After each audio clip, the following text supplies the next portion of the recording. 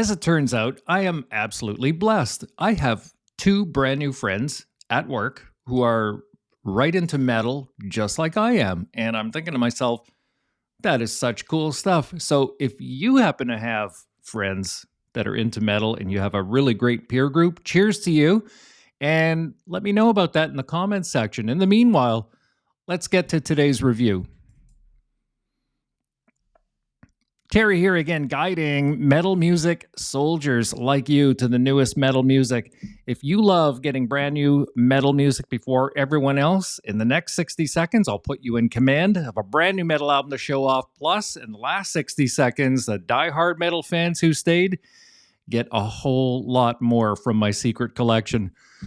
FMR covers all the stuff that is here on this list. I review, analyze, and break down the newest extreme releases from my weekly chart so you get the best new metal daily. Finally, Fragments of the Ageless. I was looking at this one on my app, and I said to myself just a few days ago, I cannot wait to get to this one, and here we are. Fragments of the Ageless by Skeletal Remains. It's the band's latest album, up for a fresh, full metal review. Let's break this one down.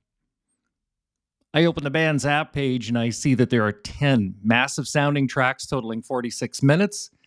The album cover artwork, as you can see here, it's beautiful graphics with striking use of blues and greens, oranges and yellows, with custom font work from top to bottom. I mean, who wouldn't want to listen to this album thanks to the artist, right?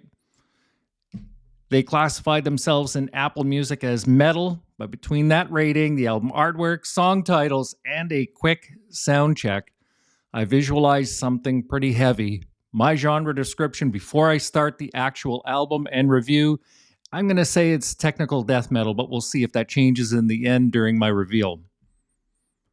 Track 1 is pure fire right out of the gate. Fast, loud, thunderously rhythmic, blazing riffs, solo, and right to redline with deep guttural vocals, deadly bass and percussions. It is a total beast, and I am glued right now. Track 1. Track 2, it's as intense as a chainsaw, blistering percussion work. It's the percussions are the standout here, plus monstrous rhythms and brutal everything else. Track 3 is fast, rangy, and grindingly powerful. Enough said. Track 4, deadly. Just deadly. That's it. Amazing so far. Track 5 is another trip hammer clinic of anger, range, depth, ultra rhythms, and bone-rattling death metal. This is so strong and so fast. The rest of the album, by the way, as I went through it, it was immense. How they wrote and composed 10 equally strong tracks to fit on one album is absolutely beyond me. In summary, I imagine an immense live performance when they tour this album. Fabulous work to Skeletal Remains. Best of luck, guys. The recording and sound quality was clean, professional, and loud. Production and musicality was ultra raw, in my opinion. I rate the overall levels of rhythm and tempo as immense, somewhere between a 9 and a 10 intensity range. The harmonies and melodies were at a lower level, I found, between a 3 and a 4, just the way I like it. I'm a rhythm guy. And the lyrical theme, I find, is anger and despair. Becoming a mainstream or radio act here ain't gonna happen. They belong to the metal warriors like us forever. The range, flow, and layout of the album is tight, and the tracks are arranged meticulously. I promise. I describe the vocals as beastly massive. The guitars I can only describe as immense, full, crushing. The bass section was big and monstrous. And finally, the drums and percussion performance was brutally fast, rangy, and punishing with awesome snappy sound. Overall, the energy and intensity here is ultra massive. They remind me of a combination of Mortis Skuld with Signs of the Swarm, Cannibal Corpse, and maybe Acrid Death. But they are originally their own stuff. I guarantee it. They're very original. My AI, ChatGPT, it says that they closely resemble bands like Tomb Mold and Cerebral Rot. I think we'll go along with that for tonight. Temperature rating is ultra hot with a dark tonality feel in the overall colors. I'm going to describe as ultra red, as in red line. General feeling I had during this session was a white knuckle ride. It led me to give this album a massive seismic reading of 9.1 on my Richter scale. I'm going to enjoy this one when I have the place to myself, or maybe an album review party with some of my new Ironmonger friends from work.